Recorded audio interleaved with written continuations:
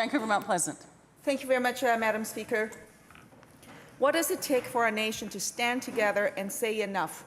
No more stolen sisters, and it's time for justice for the missing and murdered Indigenous women of Canada.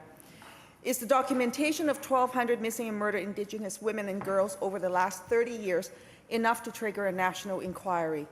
What about if the research shows that Aboriginal women were nearly 3 times more likely than non-Aboriginal women to report being a victim of a violent crime? What if the violence they experience is more severe and they're 4 times more likely to be murdered and the perpetrator is more likely to be a stranger? How about if a stretch of the highway in your community is dubbed as the Highway of Tears because loved ones disappear on this highway and their cases remain unresolved? What if the unthinkable happens and you are a family member of a missing or murdered woman? Holly Jarrett, an Indigenous woman from Hamilton, Ontario, lost her cousin. She started a social media campaign and is asking this chilling and blunt question: am I next? This online awareness campaign is aimed at using social media to raise awareness in support of a national inquiry into the missing and murdered women.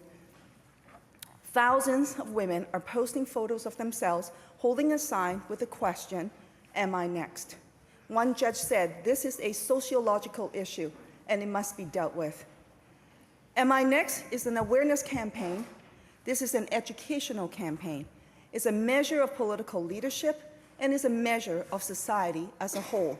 Do we have the courage to review how systemic poverty, crime, abuse, and racism play a part in the violence and say no more?